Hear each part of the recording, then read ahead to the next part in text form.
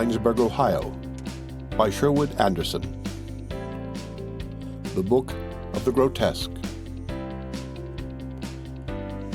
To the memory of my mother, Emma Smith Anderson, whose keen observations on the life about her first awoke in me the hunger to see beneath the surface of lives, this book is dedicated.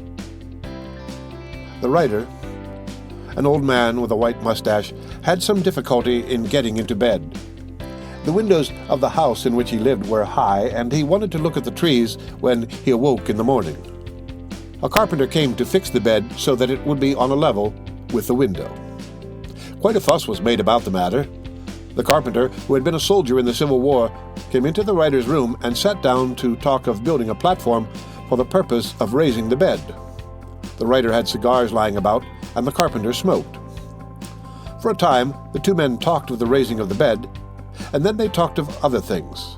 The soldier got on the subject of the war. The writer, in fact, led him to that subject. The carpenter had once been a prisoner in Andersonville prison and had lost a brother.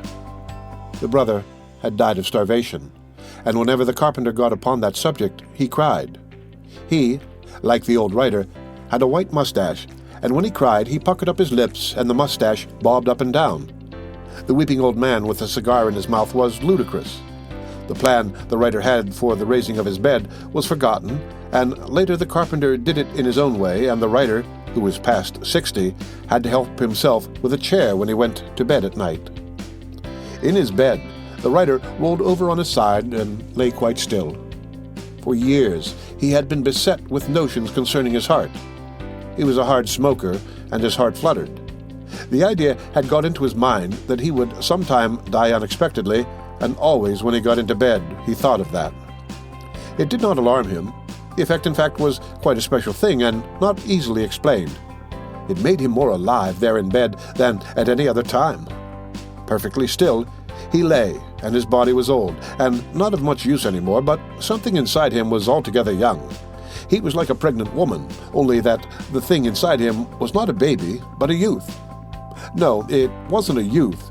It was a woman, young, and wearing a coat of mail like a knight. It is absurd, you see, to try to tell what was inside the old writer as he lay on his high bed and listened to the fluttering of his heart.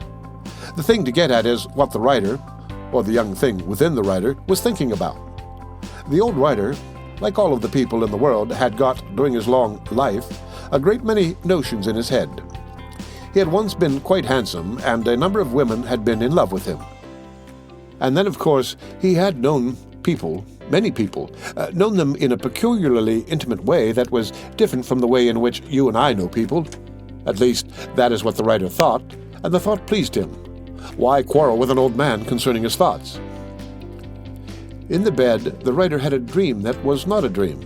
As he grew somewhat sleepy, but was still conscious, figures began to appear before his eyes. He imagined the young, indescribable thing within himself was driving a long procession of figures before his eyes. You see, the interest in all this lies in the figures that went before the eyes of the writer. They were all grotesques. All of the men and women the writer had ever known had become grotesques. The grotesques were not all horrible. Some were amusing, some almost beautiful, and one, a woman all drawn out of shape, hurt the old man by her grotesqueness. When she passed, he made a noise like a small dog whimpering. Had you come into the room, you might have supposed the old man had unpleasant dreams or perhaps indigestion.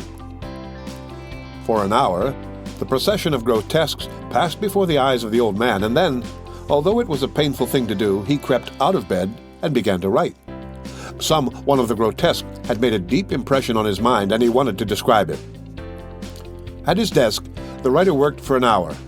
In the end, he wrote a book which he called The Book of the Grotesque. It was never published, but I saw it once, and it made an indelible impression on my mind. The book had one central thought that is very strange and has always remained with me. By remembering it, I have been able to understand many people and things that I was never able to understand before. The thought was involved, but a simple statement of it would be something like this: that in the beginning, when the world was young, there were a great many thoughts, but no such thing as a truth. Man made the truths himself, and each truth was a composite of a great many vague thoughts. All about in the world were the truths, and they were all beautiful. The old man had listed hundreds of the truths in his book. I will not try to tell you of all of them. There was the truth of virginity, and the truth of passion, the truth of wealth and of poverty, of thrift and of profligacy, of carelessness and abandon. Hundreds and hundreds were the truths, and they were all beautiful. And then the people came along. Each, as he appeared, snatched up one of the truths, and some who were quite strong snatched up a dozen of them. It was the truths that made the people grotesques. The old man had quite an elaborate theory concerning the matter. It was his notion that the moment one of the people took one of the truths to himself, called it his truth, and tried to live his life by it, he became a grotesque, and the truth he embraced became a falsehood. You can see for yourself how the old man, who had spent all of his life writing and was filled with words, would write hundreds of pages concerning this matter. The subject would become so big in his mind that he himself would be in danger of becoming a grotesque. He didn't, I suppose, for the same reason that he never published the book. It was the young thing inside him that saved the old man. Concerning the old carpenter who fixed the bed for the writer, I only mentioned him because he, like many of what are called very common people, became the nearest thing to what is understandable and lovable of all the grotesques in the writer's book. The end of Winesburg, Ohio, The Book of the Grotesque. Read by Rick Kishner for Lit to Go on the web at fcit.usf.edu.